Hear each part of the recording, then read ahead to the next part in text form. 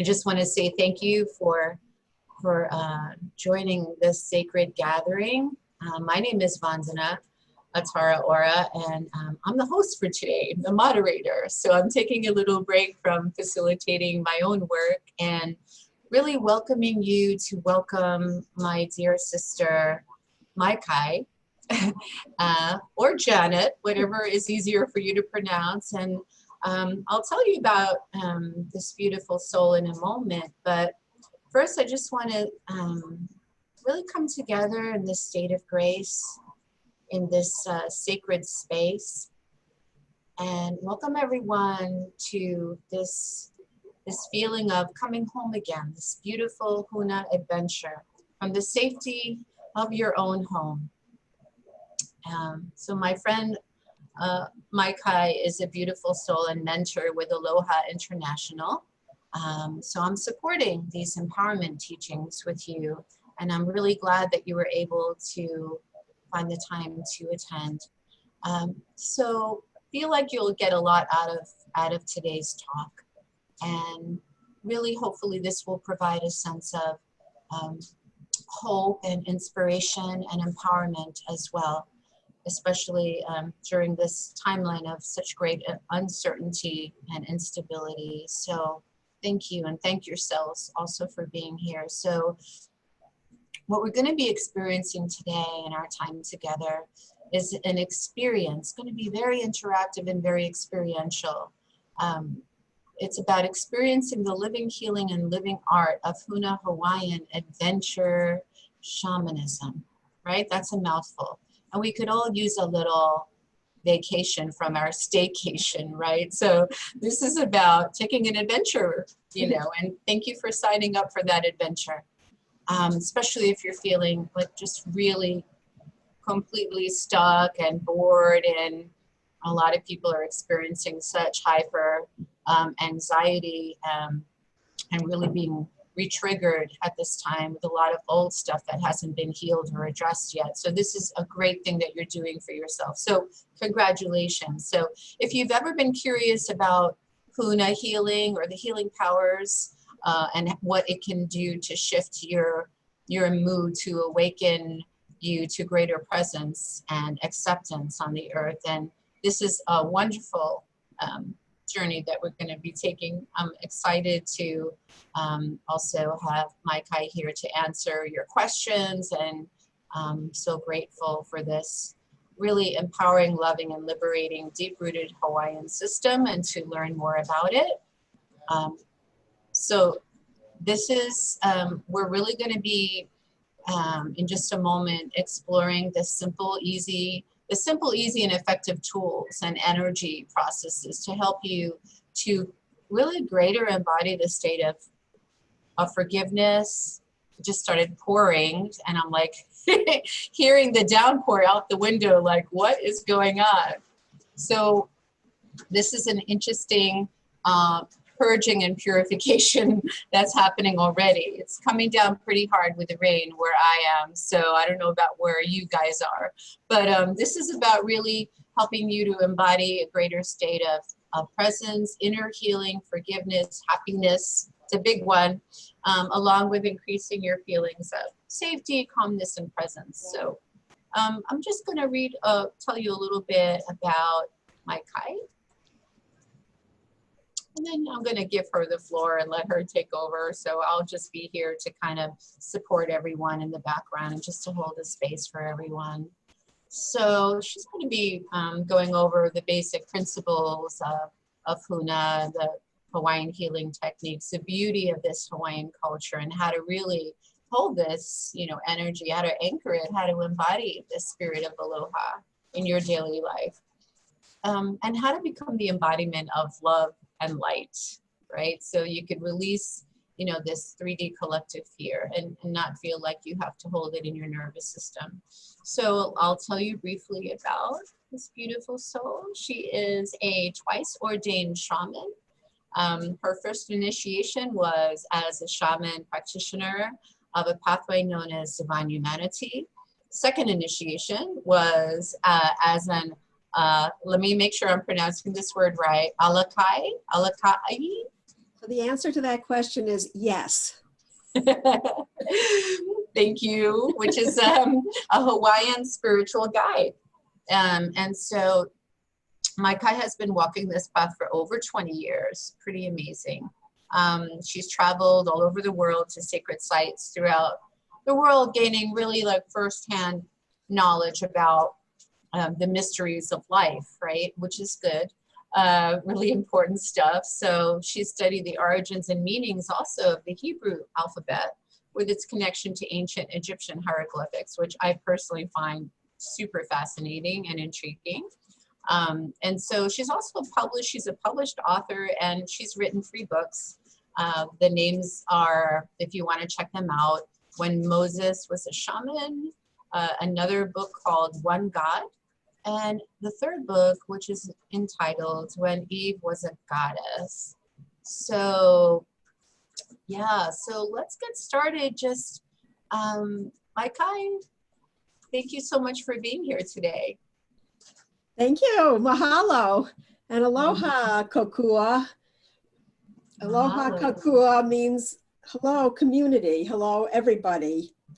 And as for those of you that came in when Vandana was sharing the screen. Oh, I can share it again if you like. Because aloha is really an important word. It is, totally. So it means, it's used to say hello and goodbye. And it also means love. And you can see the breakdown. The words in Hawaiian have keys, and the syllables mean things, and you can get different layers of meaning by looking at the word. So this is aloha, and we'll be looking at this again because it is one of the principles. Beautiful. Would you like me to show the other screen, the other image? Let's wait a little bit for that. Sure, you let me know. Right. Anyway, I am delighted to share this Hawaiian knowledge. And I really want to thank you, Vandana, for arranging and hosting this meeting. Mahalo, mahalo. I'm so grateful. And I want to thank everybody else for coming and being willing to listen with an open heart and an open mind. And I also want to note that today is Passover, is the Jewish holiday of Passover. And had I realized that, I might not have thought this was such a good day. But on the other hand, it actually works out perfectly because Passover is a holiday of liberation and freedom, where the Jews leave Egypt, a place of narrowness and constriction, and they head out to the promised land, a land of promise and hope and openness. And Hawaiian spirituality is all about that. It's all about openness and spirituality. So as Vandana said, my name is Janet, and my Hawaiian name is, it's actually pronounced something like Maika'i, which I struggle with the pronunciation too. And I received that name when I was ordained as an alaka'i about 4 years ago, which means an alaka'i means a spiritual guide from Aloha International. The founder of Aloha International and our kumu kupua, which means basically the head shaman of the organization, is Serge Kahili King. His most famous book, or probably his most famous book, the ones you may be familiar with, is called Urban Shaman. And I really feel blessed that I've been able to study with Serge in Hawaii to learn so much of this Huna. In Urban Shaman, he writes about 2 different main pathways of shamanism. One is called a warrior pathway, and one is called an adventure pathway. Which one do you think the Hawaiian one is? I do want to say that I for 17 years, I walked the warrior pathway, and it is a very powerful pathway. And there are times when you really do want it.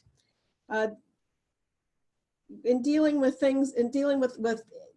issues such as, say, fear, illness, disharmony, the warrior pathway tends to talk about enemies and needing protection and fighting and front line.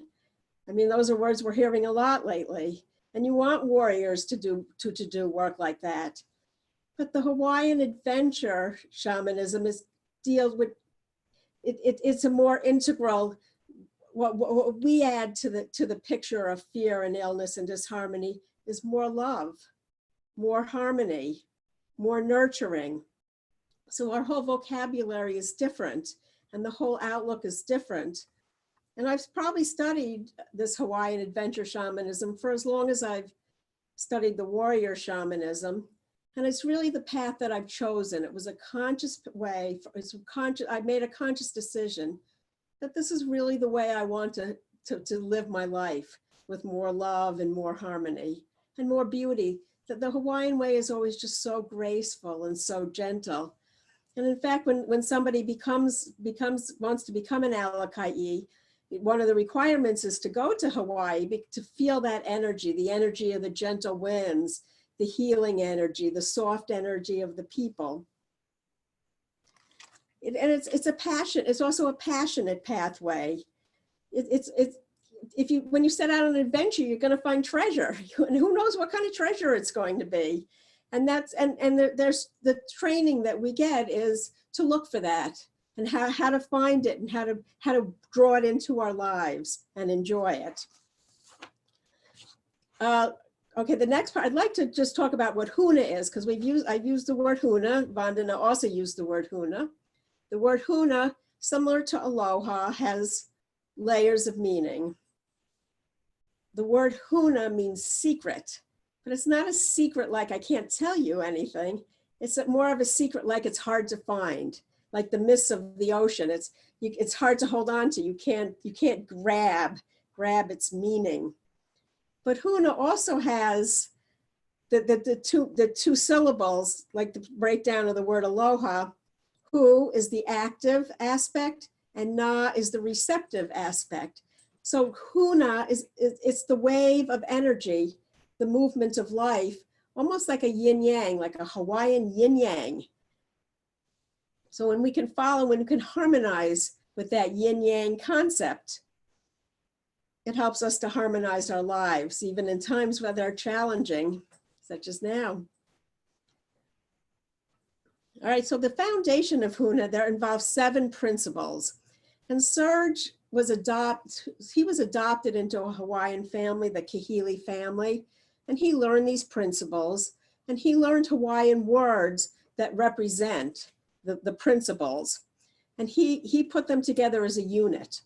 And I just want to say, as I present these principles, these are not cosmic truths. These are not something that was brought down on high, that we are commandments that we have to follow. These are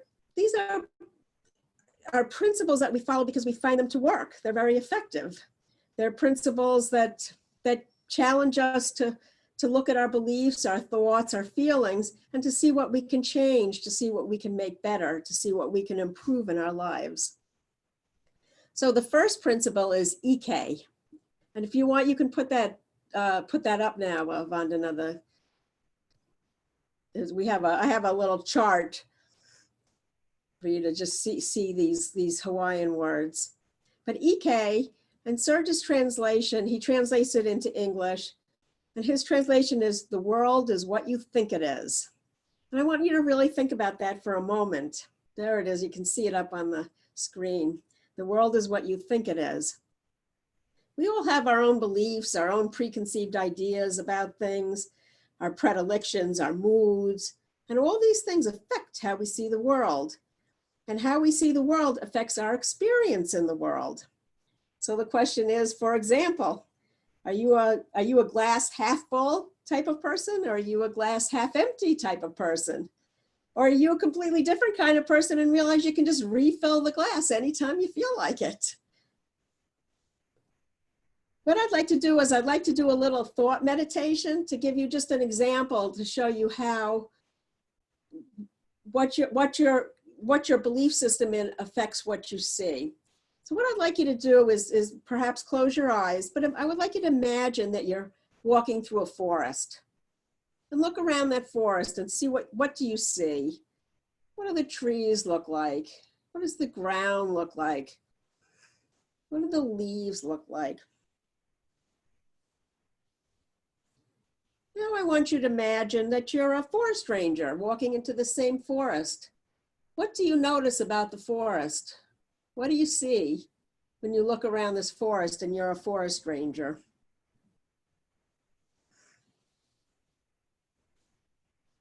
now I want you to take a moment and be a real estate developer and look around this forest. What do you notice about the forest when you're a real estate developer? Now imagine that you're an artist. What do you see when you look around the forest? A timber company executive? we won't end on that one, I promise. The last one is a child. What do you see if you're a child coming into the forest? So you come back, come back from the forest. Especially if you were a child, you might be having a good time there, but come back. And see how what your mindset was when you entered the forest. You noticed different things. A forest ranger, perhaps you noticed the health of the forest. As a real estate developer, you would have noticed the square footage, maybe where houses might fit, where you could even cut down trees. Same thing as a timber executive, like how quickly can you get the timber out of there? As an artist, you would be wanting to look at the texture and the colors and the beauty of the forest. And as a child, I mean, you could just imagine like which tree would be the best one to climb? Where could I hang my swing? So each one of these ways of looking at it, and one of the beauties of EK is we can look at it in all these different ways. We can choose at any different moment how it is we want to look at it. So we can approach all situations and we can change our focus. And that's one of the skills of Hawaiian shamanism, is the ability to change our focus in the moment as is necessary for what we want to do or what we want to think about. And among these skills, one of my favorite abilities from this skill is called EK, and it really is for problem solving. And one of the things we can do is say we come into a problem, we don't know what to do. We could say to ourselves, well, what would James Bond do about it? Or what would Mickey Mouse do about it?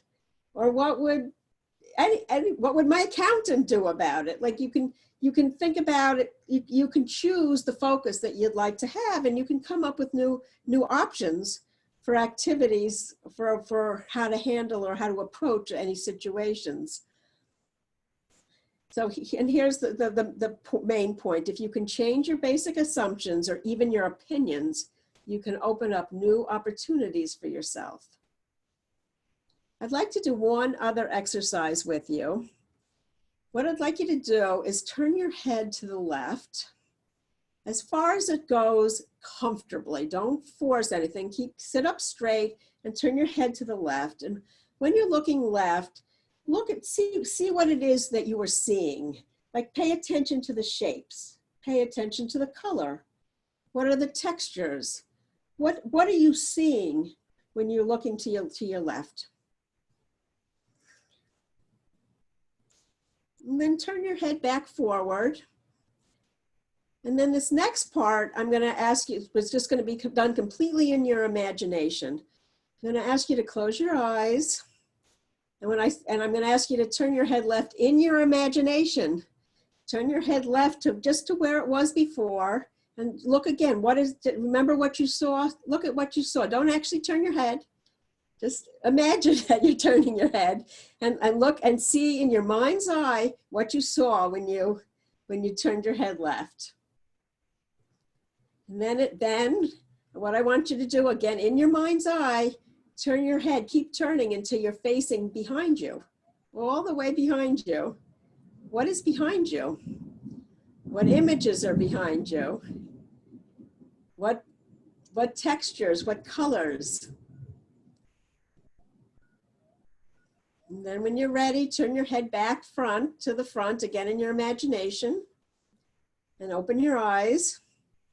And now I want you to turn your head left again as far as it can go, again comfortably.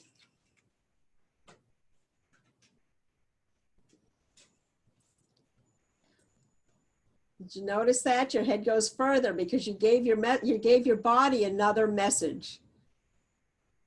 The world is what you think it is, and you just expressed to your body that it did something you didn't think it could do at first. And that is the whole crux of EK. That's also the same crux of the next principle. It's a good transition. The second principle is Kala. There are no limits. Kala itself means freedom, I'm sorry. It means freedom. And there really are truly no limits to us because we live in a limitless universe and we're all deeply connected. If we were all in the same womb together, we would be literally sharing oxygen. The oxygen I would be breathing out would be the oxygen you would be breathing in. We're sharing the technological electricity that's coming out of our computers now. And ultimately we are still all sharing the air. Have you ever been in the situation where, like, either in a car, I know this happens a lot to people in cars, but even walking down the street if you don't drive, where you just have the feeling like someone's looking at you, and you turn and you look, and yeah, they are looking at you. Or you're looking at somebody and all of a sudden they look at you because they perhaps sense that you were looking at them. We have these very deep connections with the people and things also around us. And of course, we do have to have some limits in order to live, in order to be these separate beings with these separate bodies, to be able to have these communications with each other. We have to have some separation. So the way we put it in Huna is separation is a useful illusion. One of the examples that Serge gives that I really like is he talks about playing a game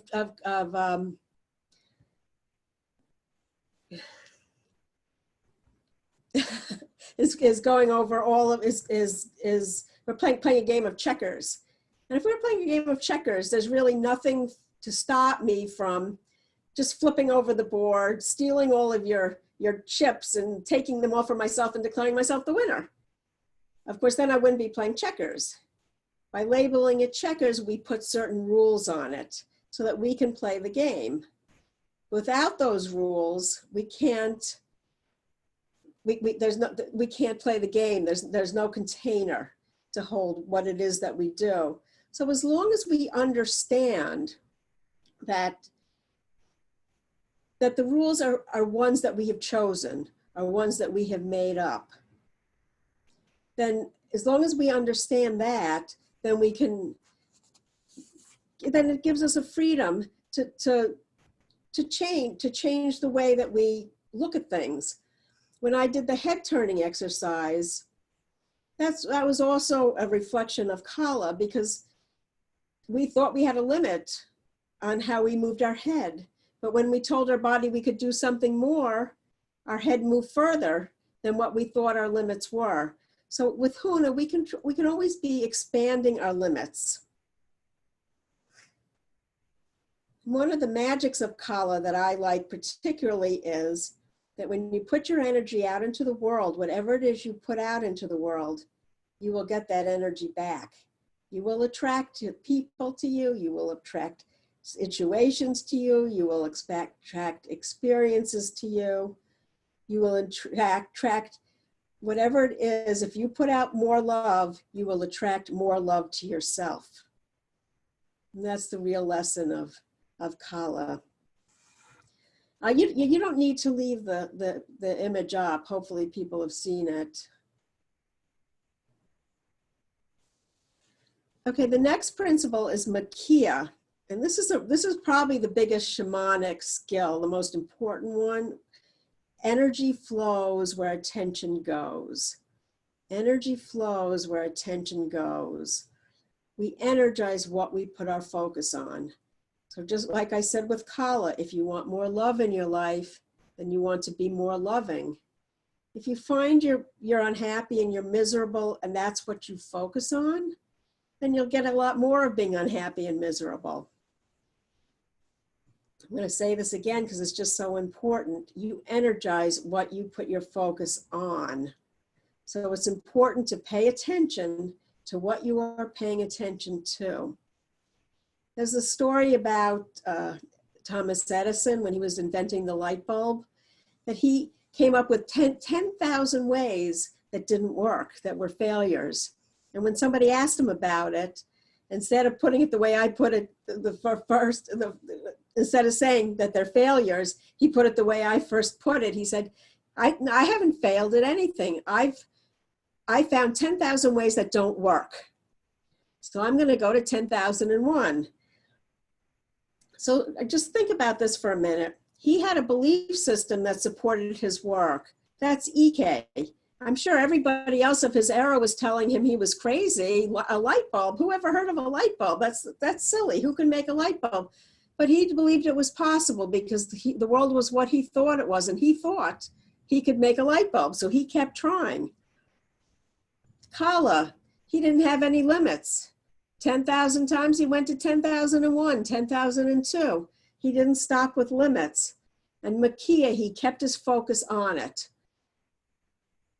He followed the principles, and so for today, we have light bulbs for that. The fourth principle is Manawa.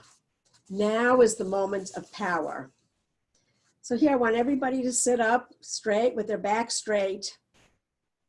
Yesterday.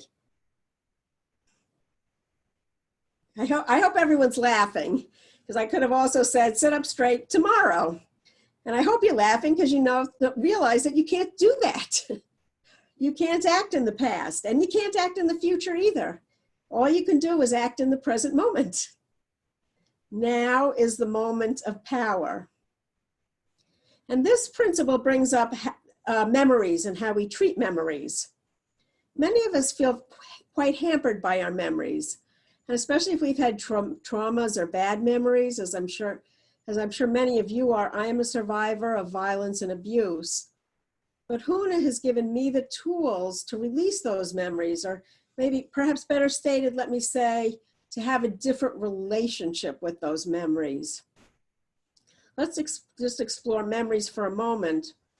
What did you have for dinner the first Tuesday in January? My guess is you can't remember what you had. In other words, what that means is we do a lot of things in the course of a day. We won't remember everything that we do. In fact, we won't remember most of what we do. So what do we remember? We remember the things that have a strong impact on us, that have a strong sensory impact. If you were eating dinner on that first Tuesday in January, and a gunman you were at a restaurant, say, and a gunman ran into the restaurant and said, "This is a stick up," I bet you would remember what you were eating, or at least you'd have a much better chance because something very emotional happened. So memories are very much like a library book. They can change. We don't necessarily remember them. And if you, for example, if you read history books, you'll see people have different evaluations of what happens at different times. And here's the thing about memories. We can't go back to the past and live it again. All we can do is deal with our memories of the past in the present moment.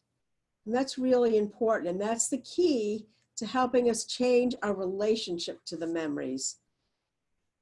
You know, the psychologists, when they talk about anxiety and fear and something to do, like if you can't sleep or you're having a panic attack, they talk about things such as looking around you and paying attention to colors, to actually touching something, to smelling something, to hearing something, to use all your five senses.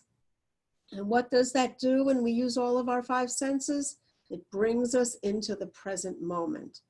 Now is the moment of power. And truly, we can only ever deal with anything in that moment, in this moment of nowness that we are living in. So now is the moment of power. Aloha, which was that first page that you put up, if you want to put that up again. That is the fifth principle. And it is to, Serge's definition is to love, is to be happy with. There it is.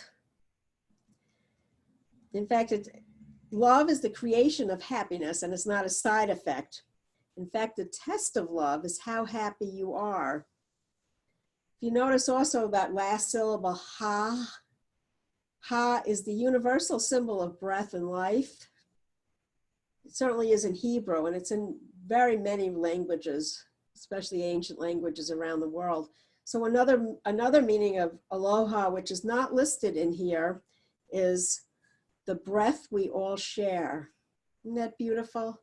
Aloha, the breath we all share.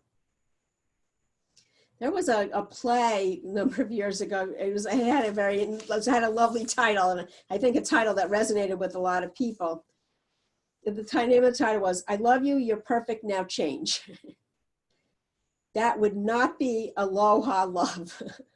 Aloha love does not criticize, because as soon as you begin to criticize, the aloha goes away. And I'd like us to just give you an example of this. I'd like to show you another exercise that my dear friend Juta, who's online, hi Juta, showed me how to do. If you want to take off the aloha now, I'd appreciate it. Thank you. Thank you, Vandana. And this is an exercise that Juta taught me. We have exercises we do when people are present, but to do it remotely involves certain challenges. So, and Juta works kinesiology. Did I get that right? Yes, okay. And here is the exercise. To take your hand, hold your hand up, put your thumb in the crook of where the hand bends down, and the rest of your fingers on top of your hand. And the idea is to see if you can bend your hand down. So what you want to do is give your hand some resistance. See, instead of just letting it go limp, give it some resistance and see if you can still hold your hand up. Okay. Now I want you to think about some criticism. Criticize yourself, for example. Give yourself something you did that you're mad at yourself about. And then try it again and see if you can hold your hand up with giving yourself the same amount of. It's harder to hold up, but we can't leave ourselves in that situation. So now I want you to praise yourself. Think of something beautiful that you have done, something you're really good at. So spend a moment doing that. Are you ready? And then try it again and see. You can hold your hand up. This is a really good way to test yourself as well. But so when you throw criticism at yourself, and if this happens, if you throw criticism at other people too, it does weaken you. So the aloha love, the aloha spirit, we don't criticize. If we have to criticize, we balance it by looking for also what's good. And Serge has another really good one for this. He says, if somebody's making you so angry you can't think of anything good, at least when they breathe out, they're feeding the trees with the carbon dioxide that they're breathing out. So whatever you can do to find something good in a situation will keep you stronger, and it'll help your immune system too, because the more your body is flowing, the more the wave of Huna is allowed to move, the more harmony you will have, and the more you'll be able to be in the moment, and the healthier you'll be, and the better you're able to fight off things such as viruses and other illnesses. Okay, the sixth principle. Mana, all power comes from within. There is no outside force.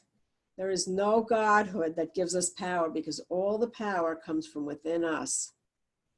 We can't control events.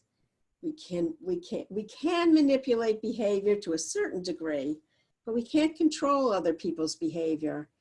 But what we can do is we have a choice for what our own response is to any events. It's how you react is your decision and is part of your power. In Huna, we don't think of ideas as right or wrong. We look at them in terms of effectiveness. Again, using Edison and the light bulb. Certainly people at the time wouldn't have thought it was a viable concept. People would have even said, your idea is wrong. Well, he didn't look at it as wrong. He looked at it as, is this effective? Can I figure out a way to make it happen? And by looking at it from that other angle, he did eventually figure out a way to make it happen. Another way to think, it's springtime and all the grass is coming up here in New York. And I love to see when the grass comes up through the concrete. And just think about what that power is. That grass, it's all flexible, and yet it breaks through concrete. I love that. I never pick grass. Certainly never put poison down because I love that. I love to see that. Every time I see grass coming up through the concrete, I bless it because it's just such a beautiful aspect of the power of nature. And think about that power of the blade of grass. That's the power that we carry within us as well. And here's another story from Serge. He was in the Army and he was I guess a private. I'm not familiar with all the Army terms, but he had to go clean the latrines. He was given an order. He had to clean the latrines. Now, he didn't really want to clean the latrines, but if he had refused, if he had taken his power and said, no, I'm not cleaning the latrines, he would have been in the brig. So that wasn't a good choice either. So we thought about what he was going to do for a little while.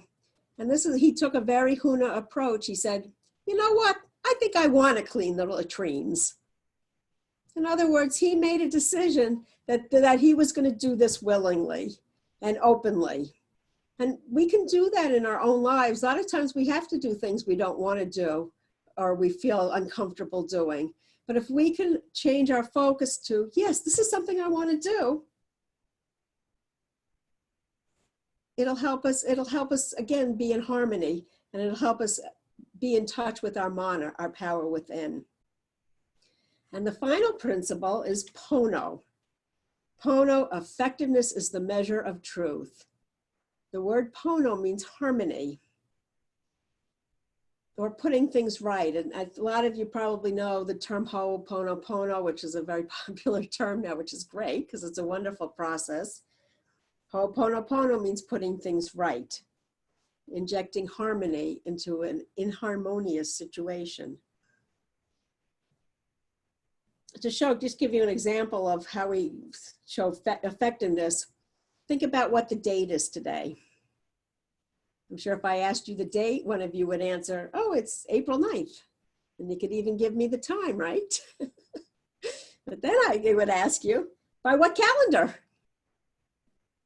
The Jewish calendar is a different date. The Chinese calendar has another date. The Mayan calendar, I don't know if it's still in effect, but it would have even a different date. In other words, it's completely made up. We use it because it's very effective. We all knew when to sign on for this meeting because we had a calendar that we could all share. So having this calendar is very effective. But again, we can realize that this is a rule or this is a system that we've put into place because it's effective, but it's completely made up, completely and totally made up. Another way to look at things that are made up, or another example, is a sunrise and sunset. Think about this. The sun rises and sets, and it's this very beautiful time of the day. But does the sun actually rise and set? If we could pull back to the universe, we would see, wait a second, the earth is rotating. And that makes it look like the sun is moving, but we're moving. So the sun isn't really doing anything. We're the ones moving. And if you pull back even further, you see the sun is rotating too, and the earth is rotating around the sun, and the earth is rotating. You have this very complicated system. But rather than focus on this complicated system every time, it's very effective to just say, The sun rose at such and such a time. The sun sets at such and such a time. In other words, it's a very effective way to look at the world. And that is something that we do in Huna. And this is, hopefully I can do this. This is our dear friend Stuart did this, and he does it so beautifully.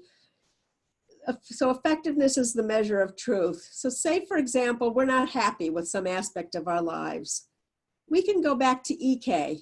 The world is what we think it is, and we can examine our beliefs, and we can change our beliefs. If something isn't effective for us anymore, we can change those beliefs, and we can change them to anything we want them to be because of Kala, because there are no limits.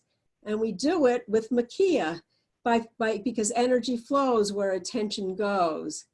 And we do it in the present moment, Manawa, and we do it with love, aloha.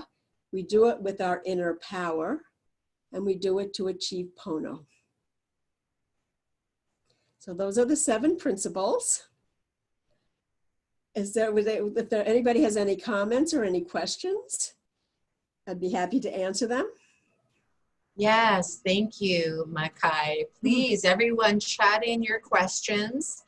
If you feel a need to unmute your microphone, if you want to personally speak and have your voice heard, you can just go into the participants box and just jump right in, because we have plenty of time. I don't think anyone's really going anywhere. So we're here together, stronger together. Yes, indeed we are. So please feel free to contribute and ask your questions and share your curiosities and your own experiences possibly with Huna Healing and what you'd like to know about this process and this healing system. And while we're waiting for people to do that, you could also chat in. There's a chat box, so you don't have to actually unmute your microphone. You could just simply kind of send an instant message. So at the bottom of your screen, for those that are unfamiliar with the Zoom room, meeting rooms, so you just click on chat, and you could just go to the everyone box or to Janet's name. But I think the everyone box is good, so we could also see your question, and because we all learn from each other. And chances are, if one person has a question or a curiosity or a heart share, then chances are that a lot of you are thinking the same thought or have the same question or curiosity. So while we're waiting for that, let's continue. Hi, Vandana.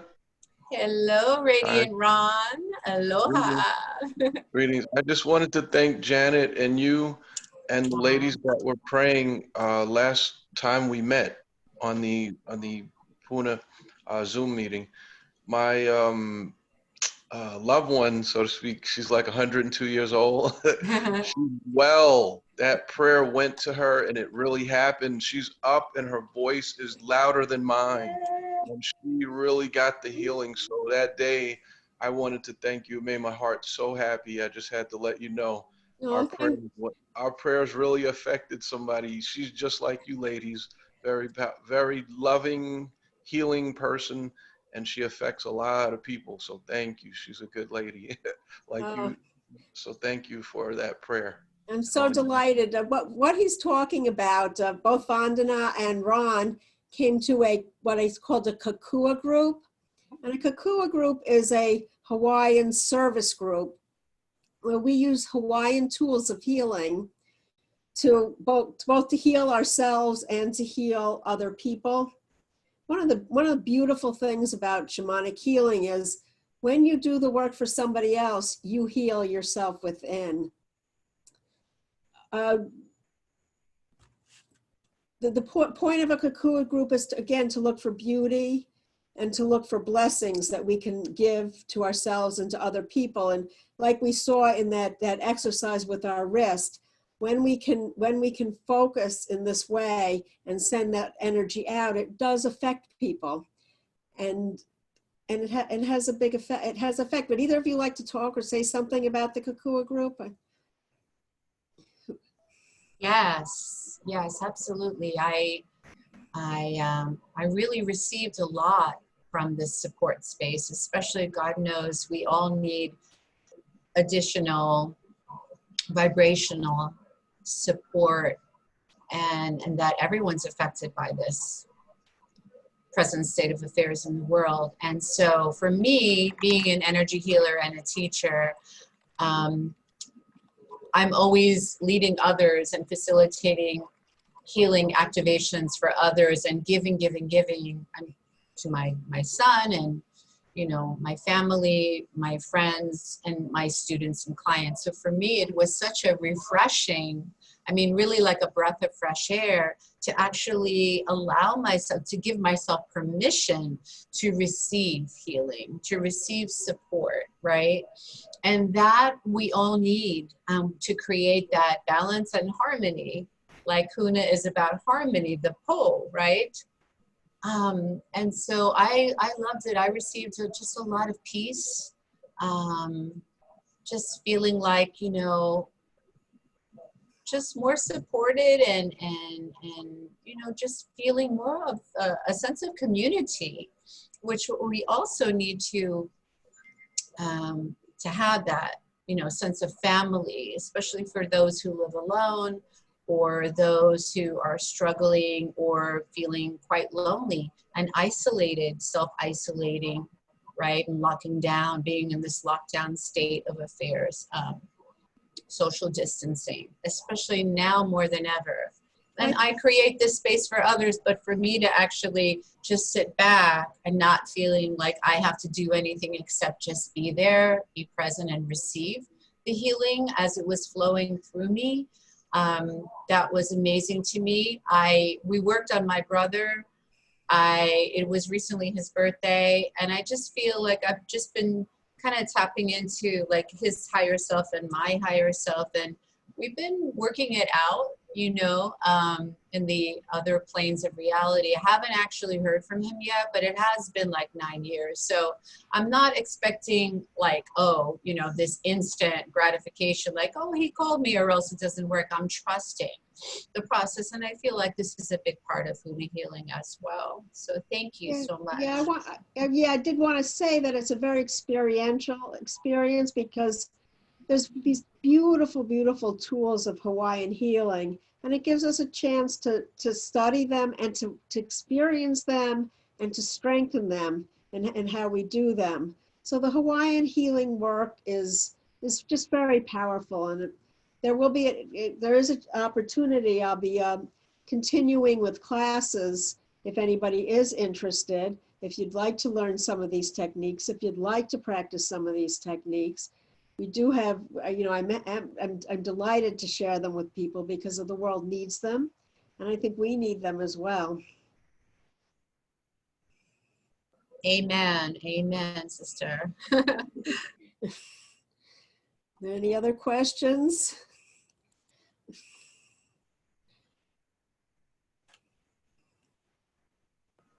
Just go ahead and click the chat box at the bottom of your screen, if you're on a phone or a computer, and we'll be notified. We'll see the orange box lighting up if you do have a question, but no pressure. That's not what Huna Healing is all about. It's quite the opposite. But you could always contact Janet Maika'i at any point. She'll be sharing her website and email address. And actually, we'll do that toward the end of the call. But go ahead. No, I could just show you. I have wasn't an opportunity today to get into the 3 selves, but it's a very important part of the functioning of how we work and the functioning of Huna Healing. So I just thought I'd share the statuettes on what they're based on briefly, if there's time and people are interested. This statue is Ku. Ku is, if you think of it, the 3 selves can just a Cliff Notes version would be considered maybe the superconscious, the ego, the unconscious. So the Ku is the unconscious, where the memory resides. It's not exactly the same, but it's the closest. And you see the Ku statue, the eyes are closed because it looks into the unconscious. It has hair that touches the ground. because it's very sensory. It is a sensory. It takes in information by sensory experience. So that is Ku, and that is something that you know, as we go forward, is something we'll be looking at more closely. This statue is Lono. Notice the big, this would be our consciousness. I said ego, but I think more consciousness might be a better way to say it. It has the big headdress because of the mind, because it's in the mind. And the hair, it doesn't go all the way to the ground. And the greatest decision, it's our decision maker, and the greatest decision that it has to make is where to focus our attention. It helps us. Remember what I said, pay attention to what you're paying attention to. The Lono is the key to how that works. And then we have which is, mine is a small one. This is Kane, which would be the superconscious, our higher self. It could be Amakua, and it's an uncut stone. It's part of nature. And we don't have a concept so much of a God, well, not so much, we don't have at all, this concept of a God that directs us or guides us. We call it our Amakua, our higher self. And finally, the integration of the three is Kanaloa.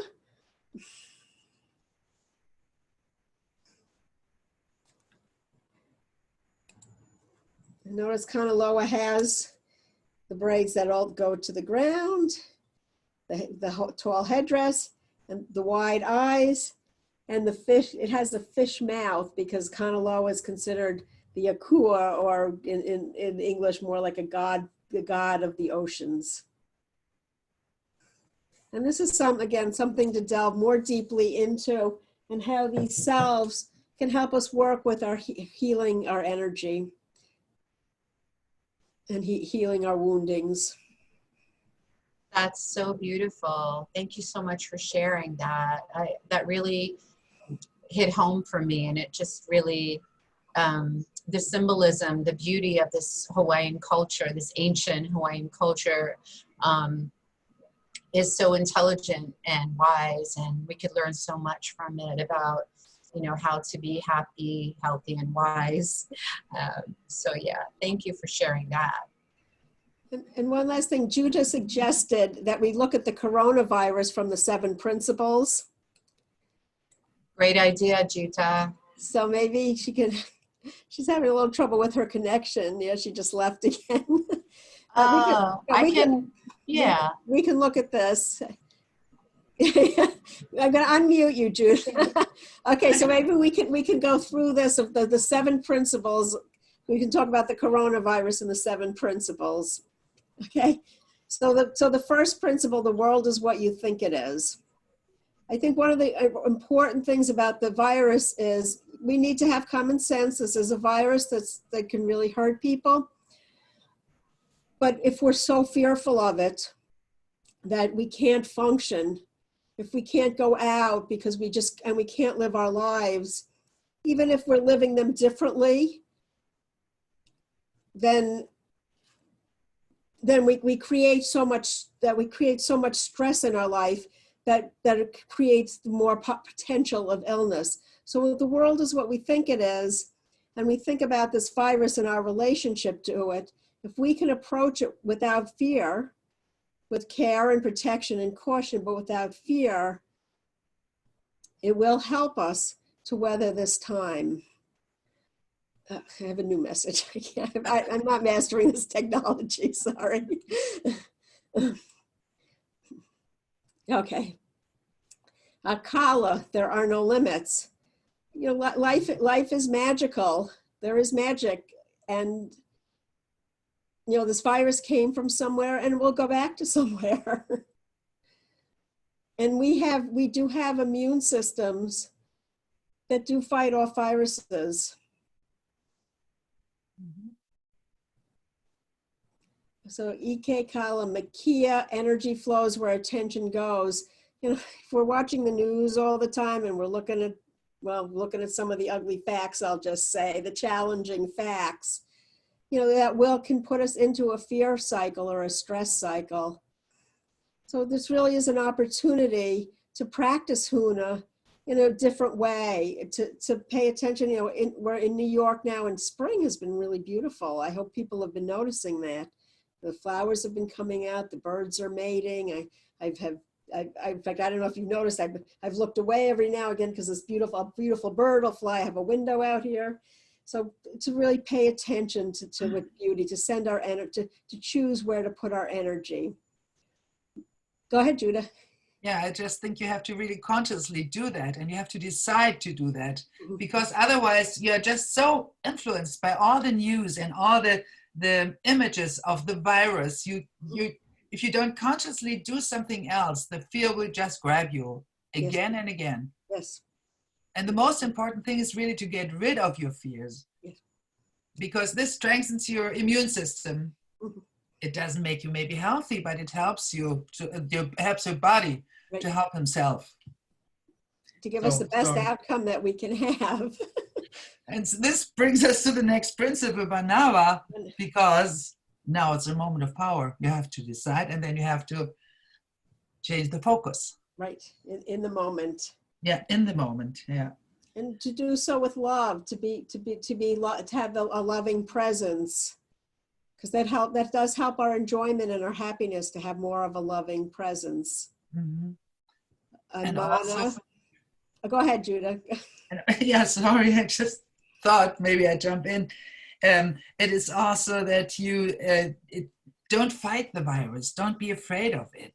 Don't make it an enemy, because the virus is not a person, and it's not an enemy. You can really fight and hit it and smash it, and then it's gone. Yes, It doesn't work like this. We'll let the researchers do that. We don't need to do that. Yeah, exactly. So we just turn towards love, and that means if you don't know anything else, look at the blooming trees, look at the birds, look at persons you love, look at babies, and that helps you to come back into love. Yes. Sometimes it's really hard because you always have to decide it, and you have to choose it. Yes. You have to do it. And that's not always easy when you feel so tense and you're afraid. And Pono, and if we follow these principles, we will find ourselves in more Pono. We will find ourselves in more harmony. Mm. So those are the 7 principles. Thank you. You also feel it when you are relaxed. You just feel it by breathing. Mm-hmm. And when you feel that it gets more tense, then think about it again. What really holds me back from being happy? Yes. The fear does not bring you anywhere. Mm-hmm. It just brings you into fear, and that's all. And that's nothing worth. Yes. It kills your time, that's all. Awesome, Jen Hara. I see that you, we were talking about birds at the same time, huh? Very nice. Yep. And that's the magic of Kala. There are no limits. Exactly. Okay, we're at an hour, so how do you want to, Well, this was, first of all, I want to thank Juta. Very, very helpful, very beneficial information. And thank you for bringing it up, to make this connection, to connect the dots, you know, because the coronavirus is a mystery of life that we have no control over, but we do have control over how we choose to respond instead of react or overreact or be triggered by something or be in fear of something. So as I say, what you resist persists. So we want to just be in the flow of Huna, Huna healing energy, like the waters, the calming waters. So let's see if does anyone have a last minute, thank you, Janhara, anything that you would like to ask the beautiful Maika'i before we say goodbye? For now, anyway. Just go ahead and chat in your questions. We'll just hang out for a few more minutes. But right now, I think, would you like to share how people can get in touch with you? Well, I did send you that sheet. Are you going to give that to everybody? That will be later in the email that gets sent out by my assistant. But for now, you could just chat it in. Yeah. Well, why don't I type my... yeah, please do. So people know how to get in touch with you later. I gotta get to every, let's see. So, let's see. Yeah. I don't know how to get to everyone here. Everyone publicly. Okay, let's see if this works. So I'm typing in my email. No, it just went to, okay, wait a second. Wait, okay, wait a sec, try it again. I can help, but see if you could do it. It's pretty easy. Okay, I think I got it. Now feel free to contact me. I will be doing Huna Talk sessions if anyone's interested. My Kokua groups I don't have a lot of room in them because they are by their necessity small, but there can be a few spaces if people are interested. And I also could do also a few spaces for private counseling if anyone's interested. And would you like to just share again for the people who joined us late in the talk, what the meaning of Kokua is? A Kokua is a service group. So we did that at the end. So I think most people would have, but it's a service group that uses Hawaiian tools and healing techniques to send energy, to send energy out into the world for healing and for helping people. And in the process, we help ourselves and our community. Yeah, I love that I believe it means love light. Not Kokua, the love light. What is the word what is that? La'akea. La'akea means I'll write love it light. in the box, yeah. Yes. Box. It's so beautiful. And it's a good way to sign your emails too. Okay, maybe. La'akea, love light. Love and light. You know, that's what we say in the Reiki community. Love and light. La'akea. So awesome. Yeah, thank you. And I don't know if you want to just mention your website or, I'll put that in there too. Yeah. One of the other things that I do is I study ancient Hebrew. And from that, I take a look at the Bible because ancient Hebrew is based on Egyptian hieroglyphics. And hieroglyphics are pictures. And so they're picture puzzles, they're rebuses. So ancient Hebrew words are picture puzzles. And I study them, and by studying them, you can understand the words differently that are in the Bible, and it gives a whole different meaning to what the Bible is saying. So one of my favorite ways to do this quickly is the word Eve in Hebrew means life. It's Har, Hawa.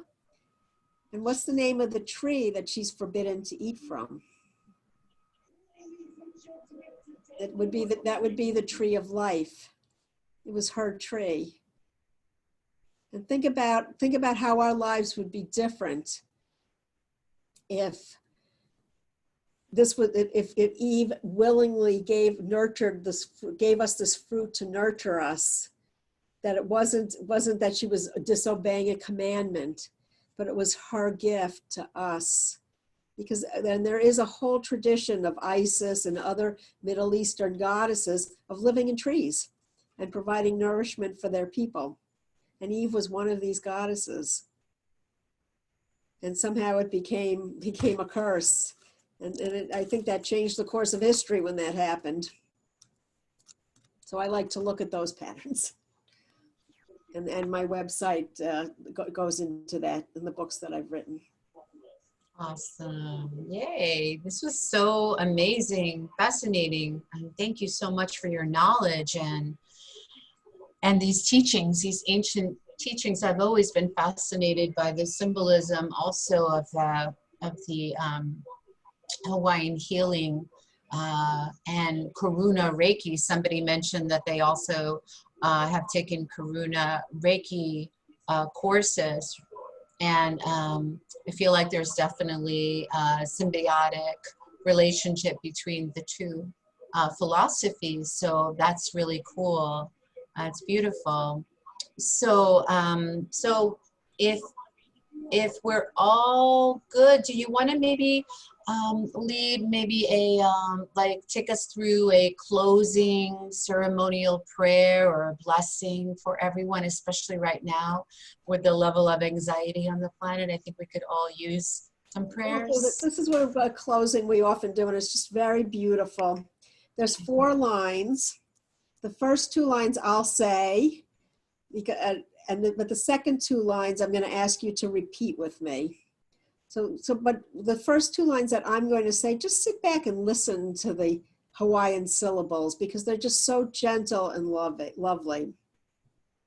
So here it is, Amakua, Maika po waiola, Hoikea, mai ikeola.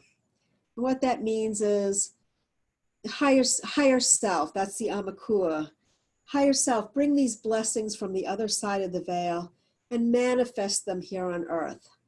So again, that's Amakua, Maika po waiola, Hoikea, mai ikeola.